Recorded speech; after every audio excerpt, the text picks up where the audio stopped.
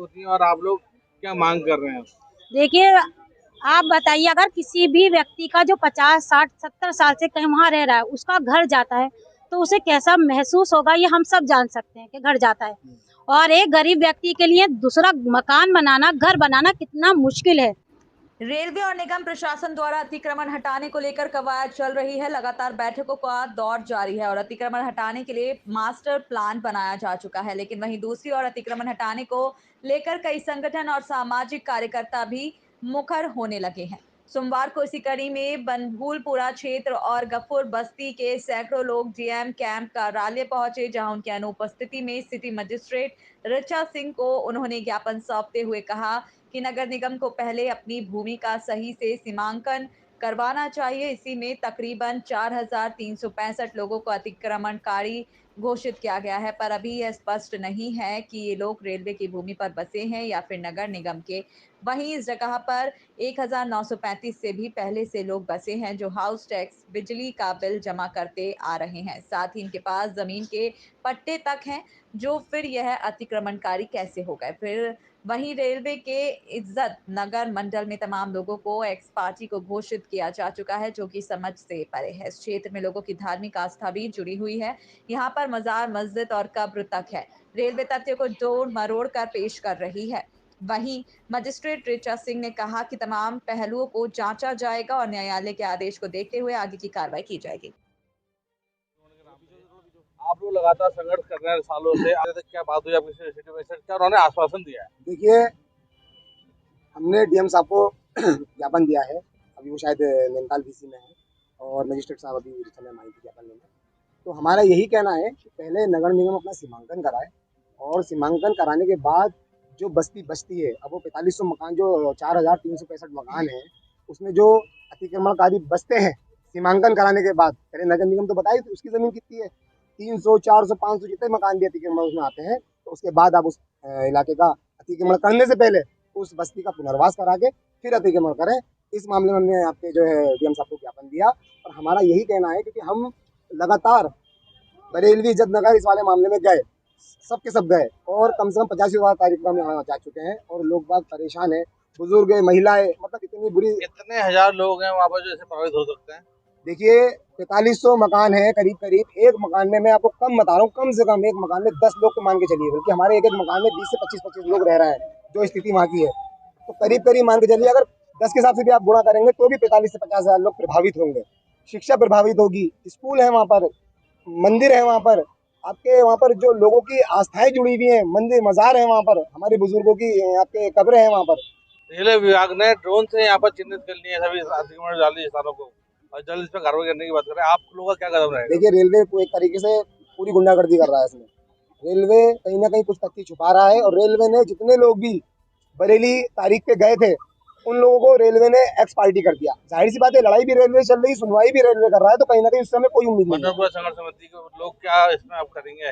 देखिए, हमने उच्च न्यायालय के खिलाफ नहीं जाना है, लेकिन हमें अपनी बात उच्च न्यायालय को रख दी है। सिविल कोर्ट में हमारा केस चल रहा है और जिला कोर्ट में कुछ लोग लगे हुए हैं, जिसके माध्यम से हम लोग आगे भी और तैयारी में लगे हुए हैं। लेकिन मेरे कहना मकसद यही है कि किसी भी को उजाड़ने से पहले उनको बसाने का इंतजाम करे सरकार, उसके बाद ही उसको जो है उजाड़ा जाए। धन्यवाद।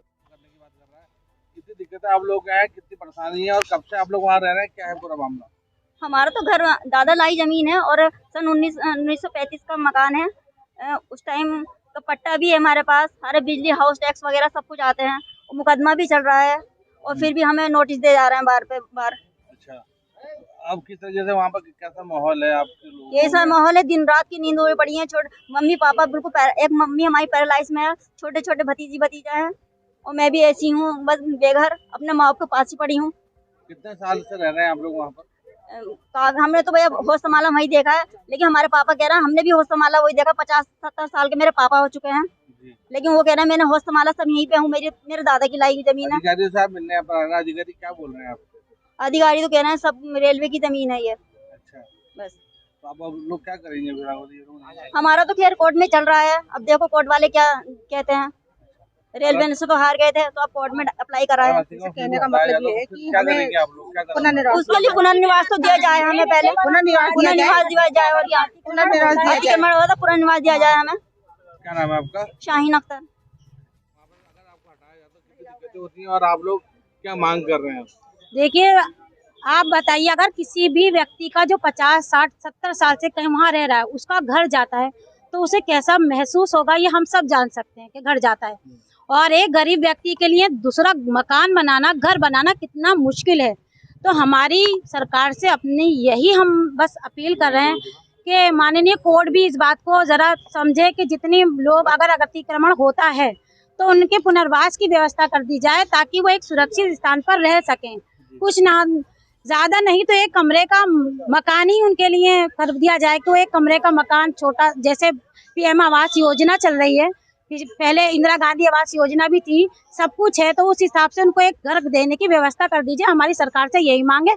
बाकी हम अपनी सरकार के साथ हैं, हमारा ये नहीं है हमारे किसी भी राजनीतिक पार्टी से हम कोई भी वो नहीं है लेना देना, मगर हम एक सोशल वर्कर होने के हिसाब से अब महिलाएं इकट्ठे हुए हैं, क्योंकि हम महिलाएं और बच्चों के बारे में ही काम करते हैं। सारी महिलाएं उनके ही विकास का काम करते हैं, इसलिए हम आज अपना पक्ष भी यही रखने आए थे कि बच्चों के, महिलाएं और उनके साथ जो बेघर होंगी बेटियां, किशोरी लड़कियां, उनके बारे में सोचे, जिनके लिए सरकार इतना काम कर रही है।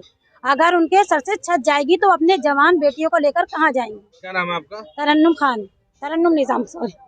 लगातार यहाँ पर ज्ञापन देने का दौर जारी है और रियायत कहीं ना कहीं वो लोग मांग रहे हैं। आज आपसे किन लोगों की मुलाकात हुई, आपने क्या आश्वासन दिया है और अब आगे क्या कार्रवाई होने वाली है इस पूरे मुद्दे में? जिलाधिकारी महोदय के कैंप कार्यालय में जो बनभूलपुरा में रेलवे अतिक्रमण के दायरे में जो लोग आ रहे हैं उनके द्वारा एक ज्ञापन दिया गया है, जिसमें इनका ये कहना है कि ये चिन्हीकरण प्रॉपर तरीके से नहीं हुआ है। नगर निगम इस चीज़ को देख ले और जो संख्या मकानों की दी हुई है वो भी उनके अनुसार सही नहीं है। तो इसमें मैंने उनसे यही चीज़ बोली है, जैसे ज्ञापन जिलाधिकारी महोदय को संबोधित है वो हमें प्रेषित कर रही हूँ।